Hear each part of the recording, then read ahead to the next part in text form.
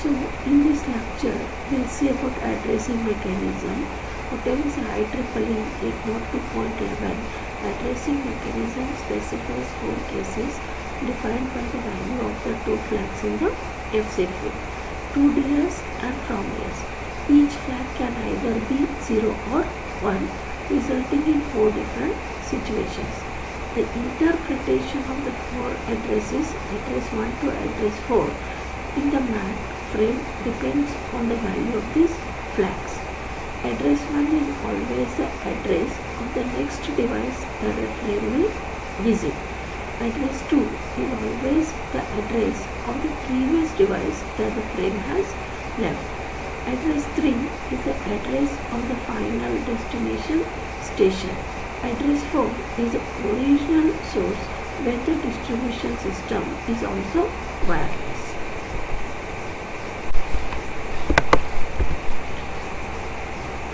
So we'll see the addresses. This table will indicate the addresses. To DS, from DS, address 1, address 2, address 3, address 4. If 2DS and from DS both are 0, then address 1 is destination, address 2 is source, address 3 is BSSID, address 4 is N/A. If 2DS is 0 and from DS is 1, then address 1 is destination, address 2 is sending AP, address 3 is source, address 4 is X/A. If 2DS is 1, from DS is 0, then address 1 receiving AP, address 2 source, address 3 destination, address 4 N/A. If both are 1, 2DS and from DS, then address 1 is receiving AP, address 2 is sending AP, address 3 is destination, address 4 is source. Now we will see first case. In this case, 2DS and from DS both are 0. This means if both are 0, 2DS and from DS, that means that frame is not going to a distribution system. 2DS equals 0, and it is not coming from a distribution system. The frame is going from one station in a BSS to another without passing through the distribution system. Now we see the second case. In this case, 2DS is 0 and from DS is 1. This means that frame is coming from a distribution system from DS equal to 1. The frame is coming from an AP and going to a station. Case 3. In this case, 2DS is equal to 1 and from DS equal to 0. This means that the frame is going to a distribution system, 2DS equal. The frame is going from the station to an AP. The acknowledgement is sent to the original station.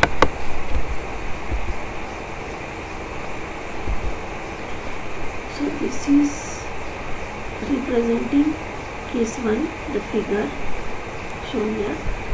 These two figures represent case 2 and case 3. Now we'll see case 4, where both 2DS and from DS are both 1.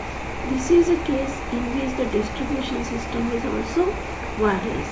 The frame is going from one AP to another AP in a wireless distribution system.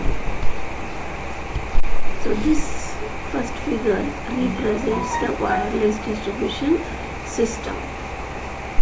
Next we will see what is exposed station problem, and the figure for that exposed station problem is shown here.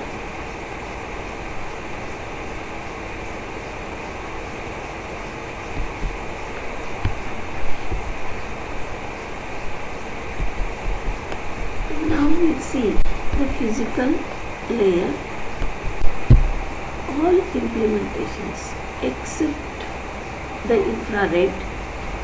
Just a minute.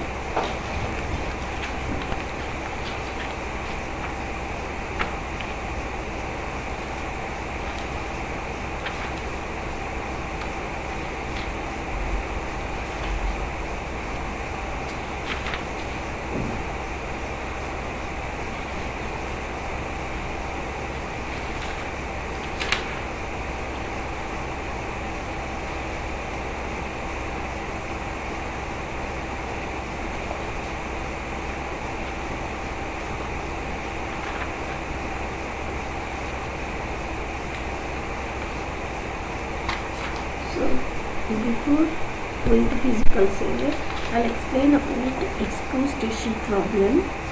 So we'll see how to solve the hidden station problem, and we have already discussed how to solve the hidden station problem. So this is also similar to hidden station problem, which is called exposed station problem. What is this problem is, a station refrains from using a channel when it is in fact available. So in the figure you can see station A is transmitting to station B. Station C has some data to send to station D, which can be sent without interfering with the transmission from A to B. However, station C is exposed to transmission from A. It hears what A is sending and thus refrains from sending. In other words, C is too conservative and weighs the capacity of the channel. The hand-seeking messages RTS and CTS cannot help in this case. So station C hears the RTS from A and refrains from sending, even though the communication between C and D cannot cause a collision in the zone between A and C. Station C cannot know that station's A transmission does not affect the zone between C and D. So this is the exposed station problem, and the figure has been shown here. Next we'll see about physical layer. All implementations except the infrared operate in the industrial, scientific and medical, which is ISM band, which defines three unlicensed band in the three ranges 902 to 928 MHz, 2.4 to 4.835 GHz and 5.7 to 5.8 GHz. So this is a table that is showing the specifications. Article 802.11 technique is FHS, SS, DSSS and none. The bands are for FHSS 2.4 to 4.8, DSS is 2.4 to 4.83 by infrared. Then modulation for FHSS is FSK, DSS is PSK and none is PPM, and the rate are 1 and 2 Mbps. So the remaining you can see from this table: 802.11a, 8.2.11b, 802.11g, 8.2.11n. So next we will see about IEEE 802.11 FHSS. This uses frequency half spread spectrum, and it uses 2.4 to 4.835 GHz ISM band.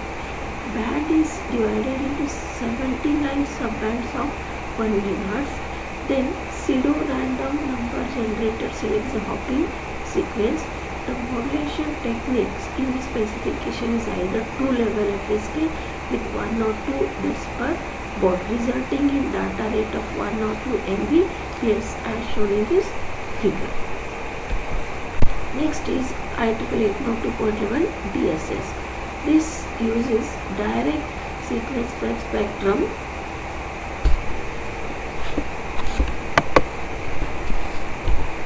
So by mistake it has become it is DSSS. It uses 2.4 to 4.835 GHz ISM band. Band is divided into 79.97 MHz. Modulation technique in this case is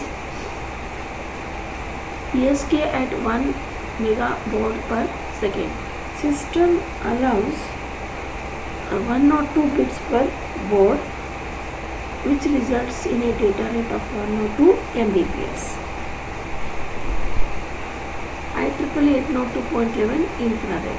This uses infrared light in the range of 800 to 950 nanometer. It uses 2.4 to 4.835 GHz ISM band, 1 Mbps rate. 4-bit sequence is first mapped into a 16-bit sequence in which only one bit is set to 1 and the rest are set to 0.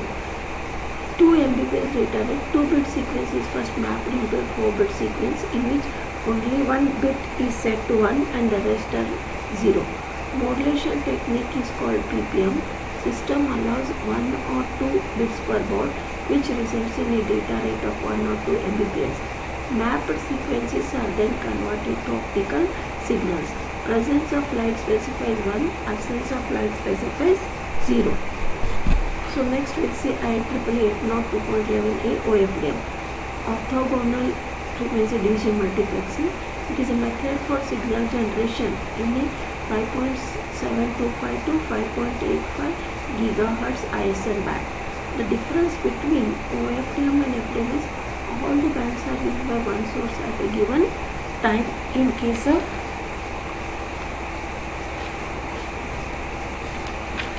OFDM, sources contained with one another are the data link layer for access. Band is divided into 52 subbands with 48 subbands for sending 48 groups of bits at a time and 4 subbands for control information. Dividing the bands into subbands diminishes the effect of interference.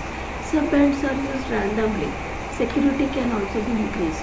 Uses PSK and QM for modulation. Common data rates are 18 Mbps and 5 Mbps. 18 Mbps for PSK and 5 Mbps for QM. So next we'll see IEEE 802.11b DSS. Describes the high rate direct sequence spectrum HRDSS method for signal generation in a 2.4 to 4.835 GHz ISM band, similar to DSS except for the encoding method called complementary code key CCK. CCK encodes 4 or 8 bits to one symbol. HRDSS defines 4 data rate 1.1 to 5.5 11 Mbps. First, to use same modulation technique as DSS. 5.5 Mbps version uses BPSK and transmits at 1.375 Mbps with a 4-bit CCK encoding. 11 Mbps uses QPSK and transmits at 1.375 Mbps with a 8-bit CK encoding. So IEEE 802.11g use specification defines forward error correction and OFDM using 2.4 to 4.835 GHz ISM band. Modulation technique achieves a 22 or 54 Mbps data rate. Backward compatible with 802.11b modulation technique is OFDM. IEEE 802.11n upgrade to 802.11 is called 802.11n. Is to increase the throughput of 802.11 wireless LANs. Uses MIMO to overcome the problem in wireless LANs. If we can send multiple output signals and receive multiple input signals, better position to emulate well. Some implementations have reached up to 00 Mbps data.